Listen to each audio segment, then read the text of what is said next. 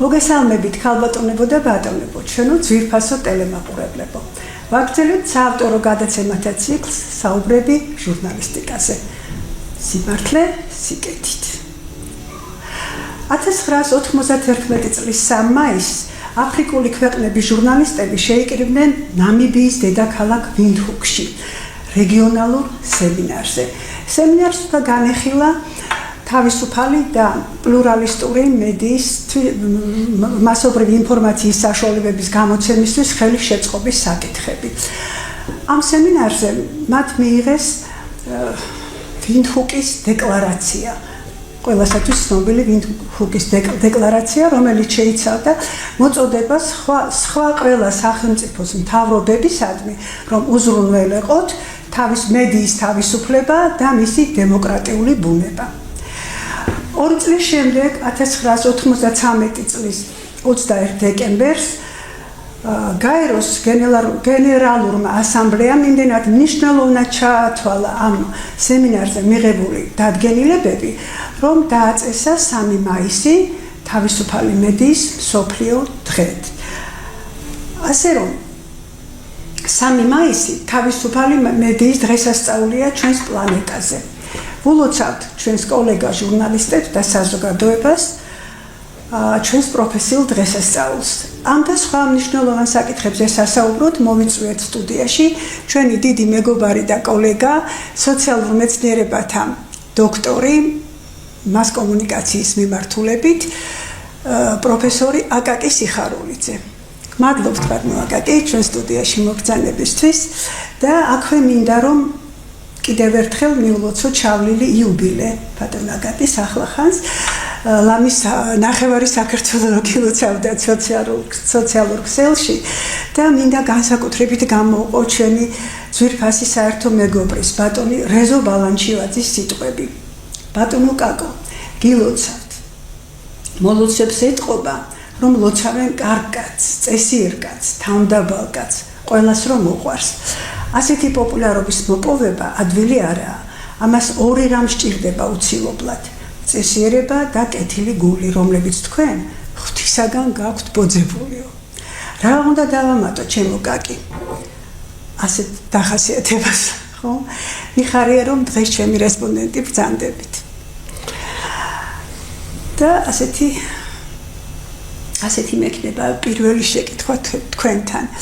მართალია ყველაფერი ვინდჰუკიდან დაიწყო დანარჩენი სამყაროსთვის, მაგრამ ჩვენ ვიცით, რომ საქართველოში იმავე 93 წლის 21 მარტიდან აღინიშნება ქართული ჟურნალისტიკის დღე, ვინაიდან ეს არის დასაბამი ქართული ჟურნალისტიკისა, პირველი ქართული გაზეთის გამოცემის დღე, ხო? გემახსოვრებათ ისიც უთუოდ ეს ჩვენს თვალწინ მოხდა, რომ ინიციატივა თავიდან სტუდენტებისგან წამოვიდა, ხო? რატომ ილიას ქვეყანაში სერგეი მესხის, ნიკო ნიკოლაძის და ასე შემდეგ, რატომ არ უნდა გქონდეს ჩვენი საკუთარი ეროვნული ჟურნალისტიკის დღეო? მოგეხსენებათ, ახლა უნივერსიტეტი დიდწილად სტუდენტის არის, მის სურვილებს, მიზნებს, სამომავლო ამოცანებს უნდა შეესაბამებოდეს და ბუნებრივია შესაბამისად მივიღეთ ეს ინიციატივა აიტაცა არა მარტო ჟურნალისტიკის ფაკულტეტმა თბილისის სახელმწიფო უნივერსიტეტისა, არამედ იმჟამინდელმა ფედერაციამ, ჟურნალისტთა ფედერაციამ, რომლის თავკაცი თქვენ ბრძანდებოდით მაშინ და მე მინდა ძალიან დიდი სიამაყითაც და მოწონებითაც გავიხსენო, რომ ჩვენ მაშინ თანამშრომლობდით ძალიან მჭიდროდ ფაკულტეტი ჟურნალისტიკისა და ჟურნალისტთა ამქრის ხელმძღვანელობა ეს ჟურნალისტთა ფედერაცია. თქვენ ამ მოვლენების ეპიცენტრში იყავით, ბუნებრივია. თამამად შეიძლება ითქვას, რომ ჩვენი ეროვნული პროფესიული ზეიმის ერთ-ერთი დამფუძნებელი მამა ბრძანდებით, ხო? აი როგორ გაიხსენებთ ამ პერიპეტიებს? მოგესალმებით დიდი პატივისცემით თქვენ და TV ქართულის აუდიტორიას, ყოველ აუდიტორიას. როგორც ყველაფერში ამ საქმესაც ყავდა მომხრე, მოწინააღმდეგე, როცა საერთოდ ზოგადად აი ჩემი არჩევის შემდეგ ამ ორგანიზაციის რამდენიმე საკითხის აუცილებელ საკითხთა შორის ის იყო თვითონ წევრებზე ზრუნვა, თვითონ ეს ჯანმრთელობის მიმართულებით, იყო სოციალური მიმართულებით, ტრანსპორტის მიმართულებით, რაღაც შეღავათები რომ გაკეთებული იყო. ეს აზრი პირველ რიგშივე დასაწყისშივე დამეუფლა და გაუზიარა ჩემ მაშინდელ კოლეგებს იქ ფედერაციაში პრეზიდიუმის წევრების სახით, გამგეობის სახით და დავიწყეთ ზრუნვა აი ამ თემებზე და აქვე მიზანშეწონილად ჩავთვალეთ ჟურნალისტიკის დღე ყოფილიყო. ამას ასხავდა პატარა მოწინააღმდეგეები, პატარა საზრებები, რომ ეს ხوار არის რაღაცა საბჭოური. ეს საბჭოური მეშახტის დღე. მაგრამ როცა მე მომყავდა მაგალითი რომ არასოდეს საბჭოეთი არ ყოფილა, მაგალითად ბრიუსელი, ბელგია, სადაც არის ჟურნალისტთა საერთაშორისო დღე მიჩნეული.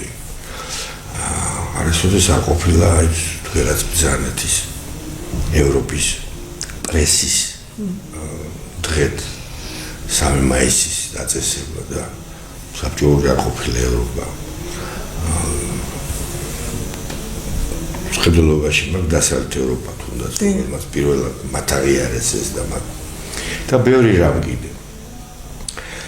შემდეგ მივედით იმ მოსაზრებამდე რომ რაღაცერად წარსულში უნდა ჩაგვეხედა, წარსულში უნდა გადაგვეხედა და იქიდან გამომდინარე უნდა ამოსულიყავით აი ამ დღის დანიშნასთან დაკავშირებით. რა იყო ეს დღე? ეს გახლდათ პირველი ქართულენოვანი ქართული ბეჭდური პროდუქცია, ორგანო როგორც გნებავთ, რომელიც გამოვიდა 1819 წელს და დაიდო საფუძველი მთელს კავკასიაში პირველმა გაზეთმა. ეხლა მე რა თქმა უნდა მქონდა შეხვედრა ფაკულტეტთან, კათედრებთან, ჟურნალისტიკის ისტორიის კათედრასთან და მქონდა რამდენიმე შეხვედრა ზოგადად თქვენ ადამიანებთანაც. იმიტომ რომ ამ დროს ამდგებიან ხოლმე ისინი ძალიან გადგებიან ადამიანს. ეხლა როცა მეორე აზრი გაჩნდა რომ ეს 1819 წელს გამომავალი 8 მარტს გამოსული ახალი სტილით 21 მარტს გამოსული გაზეთი საქართველოს გაზეთი, რომელიც შემდეგ მალევე ქართული გაზეთი გახდა, მაგრამ გამოვიდა როგორც საქართველოს გაზეთი, ის იყო ინფორმაციული ხასიათის. მასში იბეჭდებოდა ესეთი წერილები, მაგალითად ესეთი ინფორმაციული შენიშვნა, მაგალითად დღეს ყავის ქარხანა გადაიტანეს სადღაც სხვა რაიონში, თბილისში საუბარი. სადაც დედოფალი გაემგზავრა საზღვარზე. ეს რა თქმა უნდა არ იყო ეროვნული აზროვნების ნაღვაწით დატვირთული ოფიციოზი იყო და ეს იყო ინფორმაციული გაზეთი, მაგრამ იყო თავისი ისტორიით, ძალიან მნიშვნელოვანი ისტორიით, რასაც ქვია ქართული ჟურნალისტიკის ისტორია. მთელ კავკასიაში პირველი ბეჭდური პროდუქცია. აი როდესაც მეორე აზრი იყო ეს რომ უფრო ეროვნული გაზეთის მიმართ ხარ გაგვეკეთებინა აქცენტი და თარიღის შერჩევასთან დაკავშირებით კი. ხედელობაში ჰქონდა ილია ჭავჭავაძის ივერია, რომელიც გამოვიდა მთელი ნახევარი საუკუნის მერე კიდევ 58 წელი ზუსტად გამოთვალა. 77-ში გამოვიდა. რა თქმა უნდა უფრო ეროვნული იყო. რა თქმა უნდა უფრო დიდი და დიადი იყო, მაგრამ ეს მაგრამ არის მე და ჩემი მომხრეები, ჩემი უბრალოდ ჩემი აზრის მომხრეები ვიყავით დამცველი ჟურნალისტიკის ისტორიის, რომ არ უნდა დაუკარგო ქართულ ჟურნალისტიკას ის წლები, რომელიც გახლდათ პირველი ბეჭდური ორგანოს გამოცემიდან მთელ კავკასიაში მთელი 58 წლის მერე 1877 წელს გახლდათ ივერის პირველი ნომერი გამოსული და მით უმეტეს რომ თქვენ მე მახსოვს კარგად ის ჩვენს თვალწინ ხდებოდა ყველაფერი თქვენ მოძებნით არაჩვეულებრივი გამოსავალი რომ ჩვენ ივერიის დაარსების თარიღისთვისაც მიგვეგო პატივია რა და არაჩვეულებრივი ფორმით ამინდა რომ თქვენ მოუთხოთ ამის რადგან იყო ეს აზრი და არც თუ ისე არა საფუძველი ქონდა რა თქმა უნდა საფუძვლიანი აზრი იყო და თან იყო იქ მაგალითად ისეთი სერიოზული და დიდი ჟურნალისტი როგორიცაა ივე თემურ-მეტრეველი. ამხრე იყო რომ ილიას გაზეს და ეროვნულ გაზეს დაუჭიროთ ხარი მისი გამოსვლის პირველ დღეს ეს გამოვიდა. კი ბატონო მე ვიხმარეთ რა ზოგი შმაკობას და ზოგი გონიერებას დიპლომატია მას უწევდა 16-ში ახალი სტილით გამოსვლა. ჩვენ 16 მარტს თვეზია საუბარი. თუმცა წლებით როგორც მოხსენეთ, იყო 58 წელი ზუსტად. ახლა საუკუნეზე მეტი. თუმცა ესე იგი 16 მარტს ვიწყებდით შეხვედრით პატრიარქთან, ფაკულტეტთან ერთად, ფაკულტეტის წარმომადგენლები ხელმძღვანელობა მოდიოდა. ჩვენთან ერთად, ფედერაციასთან ერთად. ხვდებოდით პატრიარქს ის დაგულოცავდა ამ დღეებს და შემდეგ უკვე ვიწყებდით ივერიის დაარსების თარიღით და ვიწყებდით შეხვედრებს გაზეთების რედაქციებში, ვიწყებდით შეხვედრებს ტელევიზიებში, სააგენტოებში და 21-ში იყო უკვე გალასაღამო თავისი კონცერტი, თავისი პრემიერებით, დაჯილდოებებით და მათარა ფორმალიტეტს და ძალიან კარგად ხდებოდა დაგვირგვინება ამ დღეების. აი ეს არის მოკლედ თუ რაიმე უფრო დეტალურად დაგაინტერესებთ მზად გიპასუხოთ. აი ასეთი იყო ამ თარიღის ისტორია. ანუ ჟურნალისტიკის დღის დაწესების ისტორია. სადაც ჩვენ ოქროშუალედი მოძებნეთ, ხო? მოიძებნეთ შუალედი, რომ პატივი მიეგებოდა ივერიის დაარსების თარიღსაც და აღინიშნებოდა რეალური ისტორია დასაბამი ქართული ჟურნალისტიკისა. ამბობენ რომ ახლა კვლავ დადგა წესრიგში ამ თარიღის რევიზია ბრწყალებში რასაც ქვია საკითხი. თქვენ ხომ არ გაქვთ სარწმუნო ინფორმაცია ამის თაობაზე თუმცა მე თვითონ გახლავართ ახლა გამგეობის წევრი ვიყავი ამ ახალი შემადგენლობის და პრეზიდენტის წევრად შემოყვანეს და უნდა გითხრათ რომ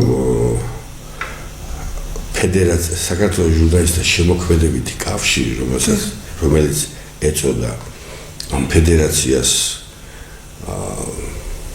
2008 წელს მე უკვე იქ აღარ მუშაობდი ისევ საქართველოს ჟურნალისტთა ფედერაციის სახელმწიფოები და იგივე ლოგოთი იქნება დაფიქსირებული დღეიდან ამ დღეებში მოხდა ეს ყველაფერი მაგრამ აქვე ეძებენ როგორც ჩანს ამ ორგანიზაციის ხელმძღვანელობა ხო არ ჯობია იყოს ეს ისევ ძველით ილიას სახელს უკავშირებენ მით უმეტეს რომ უნდათ ილია ჭავჭავაძის სახელობის ოქროს მედალი დააწესონ ნუ ეს პრემიერებისთვის და დასაჯილდოებისთვის შველიერი იქნება მაგრამ ხო და არ ვიცი სამაგისოდ აუცილებელია რომ თარიღი შეიცვალოს და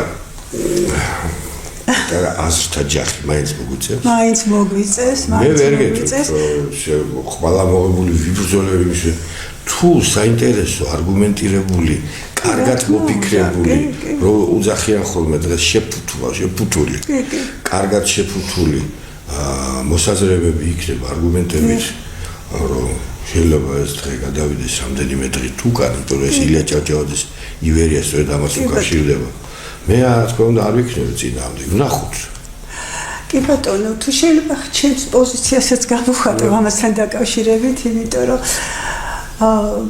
თუნდაც როგორც რიგით ჟურნალისტებს მაქვს ალბათ ამის უფლება, მით უფრო ახლა იკვლევთ ამ საკითხებს და რაღაცა მაინც ჩემი პოზიცია ცოტა განსხვავებულია, თუმცა ჩვენ ერთ აზრზე ვიყავით მაშინაც და ეხლაც მე ვიცი, რომ რეალურად და ლოგიკურად შენ რა პოზიციაზეც გახარეს თუმცა დასაგებია გაკი.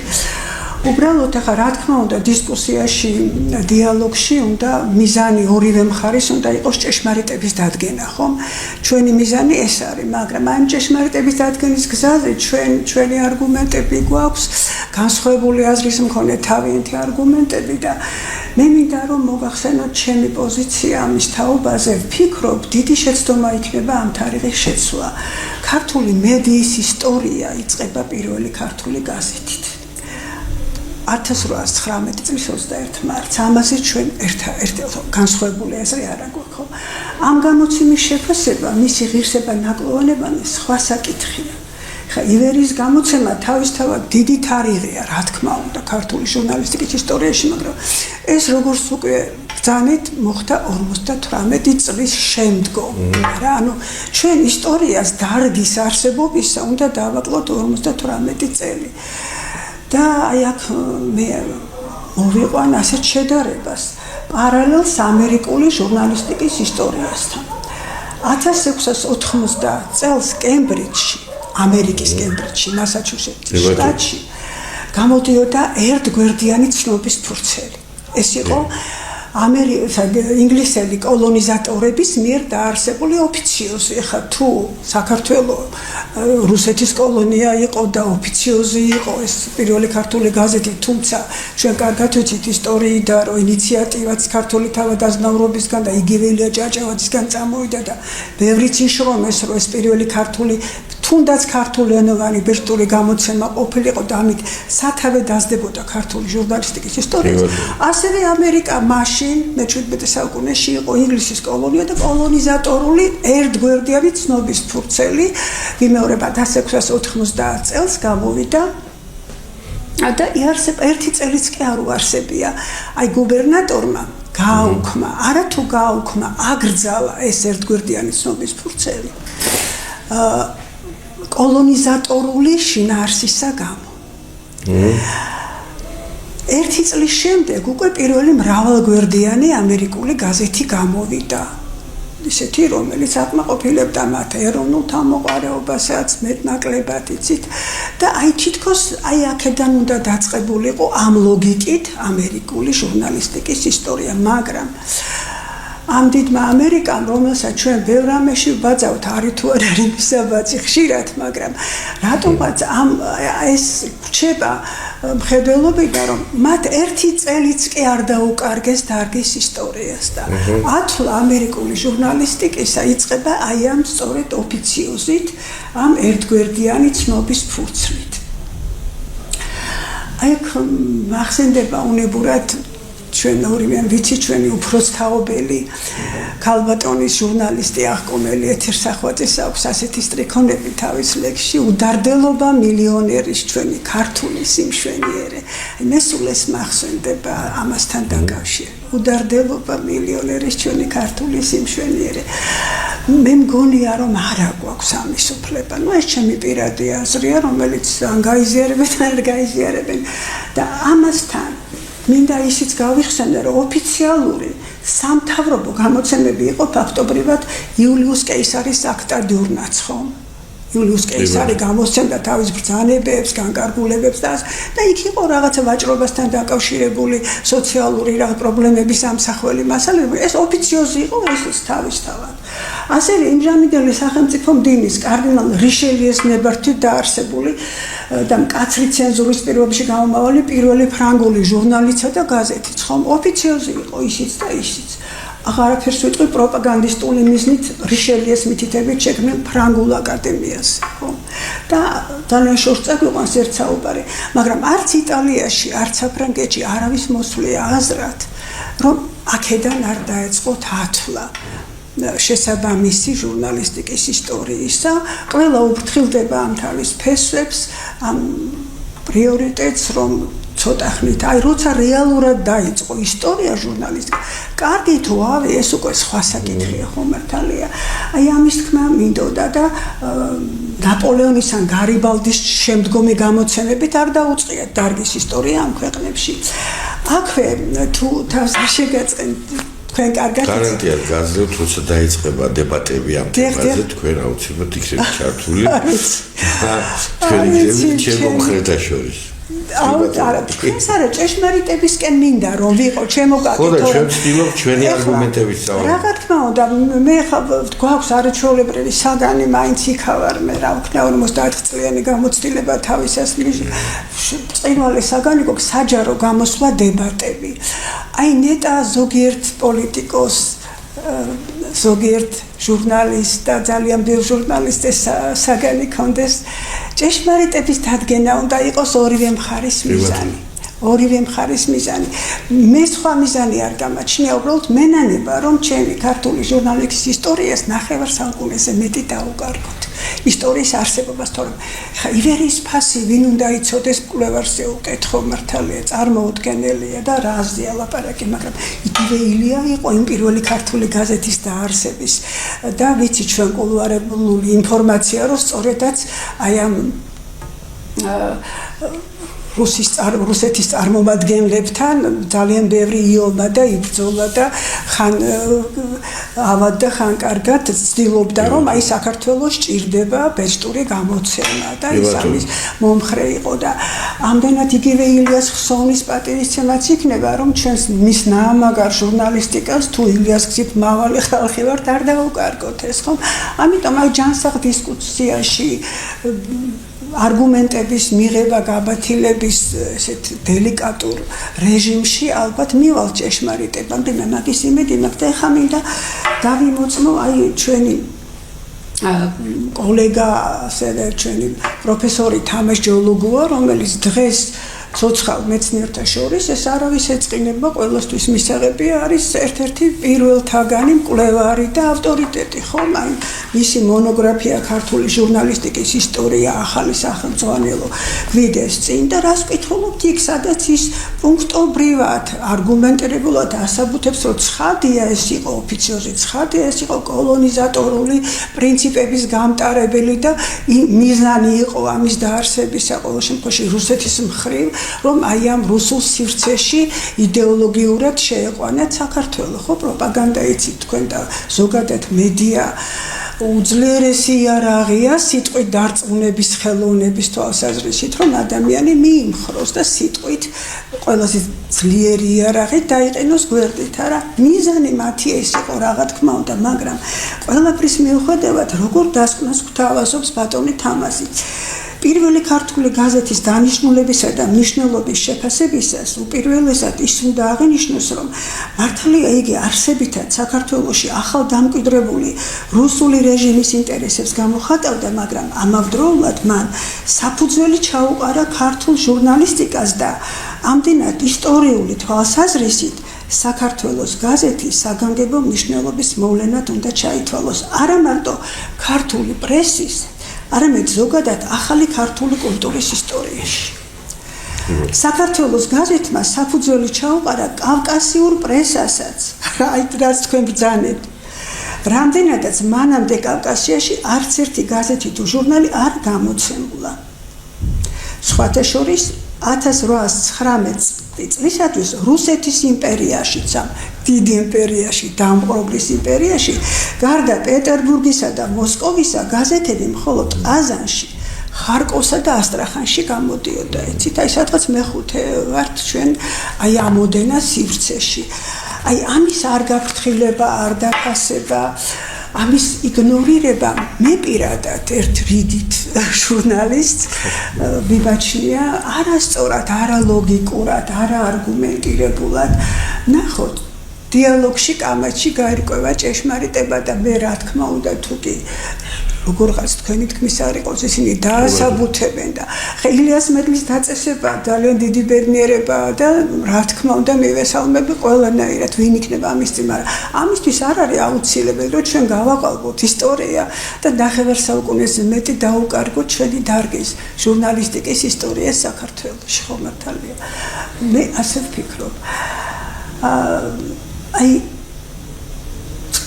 აი ამას მინდა მოვაყოლო ლოგიკურად ის რომ საქართველოს ჟურნალისტთა ფედერაცია თქვენი ხელმძღვანელობის პერიოდში აქტიურად იყო ჩართული დედა უნივერსიტეტის ჟურნალისტიკის ფაკულტეტის საქმიანობასთან მომავალ ჟურნალისტთა დაოსტატების არც თუ იოლ საქმეშია რა რაღაც ერთობლივად მიდიოდა ეს პროცესი ხო მართალია ახლა ეს კავშირი სამწუხაროდ კარგახანია აი წლებია უკვე რბილად რო ვთქვათ შესუსტა ფაქტობრივად აღარ არსებობს ხო ვიყავთ ხა ჟურნალისტის სიტყვა მაშინ ფასობს, როცა ის მართალია, ჭეშმარიტია და სიკეთით არის ნათქვამი, ანუ საქმის სასიკეთოდ ნათქვამი, ხო? ჩემს გადაცემას შემთხვევით არ დავარქვი სიმართლე სიკეთით. ანუ საქმის სასიკეთოდ ნათქვამი სიმართლე. მინდა რომ აქ გაჟღერდეს ყოველთვის. ამიტომ აი თუნდაც აი ეს რომ ჩვენ მეცნიერული სიტყვა, მეცნიერული არგუმენტები გამოვიყენოთ პრაქტიკული გადაწყვეტილებების მიღებისას, უეჭველია ეს კავშირი. მით უფრო ხა უამრავი უმაღლესი სასწავლებელია, უამრავი უნივერსიტეტია. იქ იზრდებიან მომავალი ჟურნალისტები და ვიზე შეიძლება დაამყარო ეს ცნობილი ციტატა ჩვენ რო გვასწავლენ იმედი თუ არა ახალგაზრდებზე, ხო? იმათი სწორი ორიენტირების საქმეში ჟურნალისტთა ფედერაცია და ფაკულტეტი შესაბამისი სპეციალობა უნდა იყოს ერთად. სხვანაირად ხო არაფერი გამოგვივა. აი თითქოს ტაბუ ადევს მეცნიერ თეორეტიკოსთა და ჟურნალისტთა ფედერაციის ურთიერთობას. დასანანია და აი მე მინდა რომ აი გამოცდილებიდან გამომდინარე კატინდე მე შეგნებით ხო არაფერს არ ვამბობ არც ვამბობ და ვერც ვამბობ ჟურნალისტიკის მიმართულებაზე, მედიის მიმართულებაზე უნივერსიტეტის. იქ ცოტა ახლებურად არის იქ სწავლა-განათლებაც, მიდგომაც და ასე შემდეგ. ახლებურად არის. კარგია, ცუდია ეს ბავშვებს შეემჩნევათ, ეს ახალგაზრდობას შეემჩნევა, ეს მომავალ ჟურნალისტებს შეემჩნევათ. მაგრამ თუ ძლიერი იქნა ჟურნალისტთა ფედერაცია, ნახავთ თქვენ, როგორ იქიდანაც წამოვა შეხვედრი ნაბიჯები. უნდა წამოვიდეს. მე სწორედ მაგის მომხრეა. ჟურნალისტთა მაგას ვამბობ სხვას არა. ფედერაცია იქნება ყოველდღიური მაგალითად ეს კონფერენციების ავანგარდში. თუ იქნება საერთაშორისო აღდგება, ჩემდროს იყო ეს ყველაფერი მე თუ მივიღე მონაწილეობა გაწევრიანებაში. ჟურნალისტთა საერთაშორისო სოფლიო ოჯახში გაწევრიანება. რა თქმა უნდა. თუ იქნება შეხვედრები არა მარტო პრესკონფერენციის სახით და მოკლე ინფორმაციული ნაკადების სახით, არამედ შეხვედრები მნიშვნელოვან თემებზე, საჭიროებო საქვეყნო თემებზე. თუ ვიზრუნეთ კავშირის წევრთა და ჟურნალისტთა ჯანმრთელობის, მათი სოციალური მდგომარეობის, ასევე ტრანსპორტის საკითხებზე. აი ამ და სხვა საკითხებზე ზრუნვა და გამოჩინება ამ ორგანიზაციის, რომელსაც სამხარად ბოლო წლებში მრავალი სხვადასხვა ობიექტური და სუბიექტური მიზეზების გამო ვერ მოხდა. მე ვთვლი, რომ ეს კავშირი ისევ აღდგება ჟურნალისტთა ფედერაციასა და აი ამ ჟურნალისტიკის ფაკულტეტის ჟურნალისტთა მიმართულებით უნივერსიტეტის, თბილისის სახელმწიფო უნივერსიტეტის. არა მხოლოდ, სხვა უნივერსიტეტებშიც არანაკლები სკოლებია, ასე რომ ეს მათანაც მეცვლი რომ საჯარო ბიბლიოთეკას რო უძახით ეროვნული ბიბლიოთეკასთანაც უნდა აუცილებლად იქ ძალიან კარგი მათთან ერთად მათთან ამონაწილეობით შეიქმნას აი ეს თლიანობა, რომელსაც ქვია მოზარდთა და მომავალ ჟურნალისტთა და უკვე არსებულ ჟურნალისტთა ერთიანობაში მათზე ზრუნვა და ერთიანი კავშირების ეს აუცილებელი მგონია და ძალიან მიხარია რომ თანამოაზრები ვარ და აქვე მინდა ვთქვა რომ ძალიან მეიმედება ჩვენი ყოფილ სტუდენტს არ ვეძახი თუ ჯანსაღია ურთიერთობა სტუდენტია მთელი ცხოვრება ჩვენი ბატონი გიორგი მამაცაშვილი ჩვენი საერთო მეგობარი ახალგაზრდა აი ამ ბოლო არჩევნების ძალიან დიდი იმედი გამიჩნდა რომ ის არის ენერგიული ადამიანი მართალი ადამიანი პრინციპული და მებრძოლი და მე ვიცი რომ მას უამრავი პრობლემა დახვდა და დიდი ომებიც გადახდა ამ მოკლე დროში მაგრამ მაინც მგონია რომ ის ღირსებას აღუდგენ ჟურნალისტიკას რომელიც რა დასამალია ჩემოგაკი საკმაოდ დაკარგა ხომ ჩვენ გვახსოვს ჟურნალისტი იყო საამაყო პროფესია და ახლა ერთმა ჩვენმა კოლეგამ ქუთაისიდან რომელსაც დიდ პატივს სცემ ძალიან მიყვარს ნახევრად ხუმრობით მაგრამ ისეთი რაღაცა თქვა რომ აი ჭრილობა გამიჩინა რომ ესო მილევადი პროფესიაა თუ ასე გაგრძელდა მილევადიც გახდება და აღარავის დაჭირდება იცი თუ გაზეთი ჟურნალი მაკულატურად იქცა თუ გადაცემა არავინ უყურა ტელერადიო გადაცემას ერთი შეგვჩება სოციალური მედია რომელიც ისიც ინერციით რაღაცნაირად გულის მოსაოხებელი სივრცე იქნება და ჩვენ პროფესიონალები ვისაც გვიყვარს ეს დარგი ვისაც კარგიც გვინახავს მისი დავით ხომ არ უნდა დავუშვათ ასეთი რამ ამიტომ მე ვფიქრობ რომ აი გიორგი თვითონაც ბევრი იცის ჯერ კიდე სტუდენტიში კარგად გახსოვს აი ერთი ფაქტი იმისა რომ ჩვენ ერთნი ვიყავით ფაკულტეტი და ფედერაცია რომ როცა ამ ახალგაზრდა კაცმა ჯერ კიდევ სტუდენტმა დაარსა მშვენიერი გაზეთი სტუდენტური პაემანი გახსოვთ ის გამოც ერთადერთ სტუდენტთა შორის მივანიჭეთ ჩემი ინიციატივა იყო და გამიჭირეს ჩემმა პრეზიდენტის წევრებმა მივანიჭეთ ჟურნალისტთა ფედერაციის წევრის ციგნაკი გადავეცით რომ ოჯახში მივიღეთ ძალიან ჭკვიანი ბიჭია მაგრამ კონტაქტური ბიჭია ძალიან კავშირები აქვს კოლეგებთან პროფესია გვაქვს ისეთი რომ კოლეგებთანაც ყველასთან აი გამოჩენილ ადამიანებთან საჭირო ხალხთან მე პირადად მეიმედება რომ რა ვიცი რაღაცას დაგვეკითხება კიდეც ალბათ იმედება ან თვითონ მოიფიქრებს კი არა ჩვენ ხშირად საუბრობთ ერთად და მე ვფიქრობ რომ აი ეს ერთი კარგი გზა არის რომ ერთად რაღაცა ვუშველოთ და ჩვენს ელიტარულ პროფესიას ვუშველოთ იმიტომ რომ საქართველოში ამის ფესვებიც გვაქვს ტრადიციებიც გვაქვს რესურსიც გაგვაჩნია და თუ ნება იქნება სურვილი იქნება და აქ ერთი პრობლემა ანუ მე კი კითხეთ მაგრამ მინდა რომ აი აქ გადაცემაშიც გაჟღერდეს ეს მე მახსოვს შეიძლება ახლა დიდი არაფერი შემოსავალი მაგრამ იყო საწევრო გადასახადი ჟურნალისტთა ფედერაციას ქონდა ყველა მის განაყოფში აი ფილიალები იყო სიმბოლური გადასახადი მე როგორც ვიცი აღარ იყო კარგი ახლა თუ რაღაც შემოსავალი ჭირდება გრადაცია მოხდა მოხდა ისე რომ ვეტერანებისთვის განსხვავებულია და მცირეა ვეტერანი ჟურნალისტებისთვის უფრო მეტია იცით რა მხოლოდ საწევრო გადასახადით საქართველოში არც ჟურნალისტთა კავშირის არსებობაზე შეიძლება არა რა თქმა უნდა არ ეშველა რაღაცა ეს არის ბიზნეს პროექტების განხორციელებაც არის საჭირო საერთაშორისო და ბევრი რამ რომელსაც ზეც ფიქრობს გიორგი და არ ფიქრობს მარტო გადაიდგა ნაბიჯები სამმართველები მე იმედიანათა ვარ და მზადავარ გვეჭდაუდგე და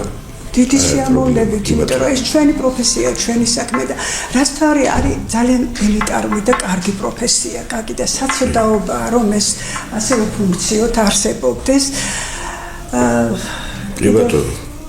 ბევრი საკითხი დაგვრჩა ალბათ, მაგრამ ეს ძალიან ბევრი პირველი შეხვედრა ჩვენი არ იქნება ბოლო.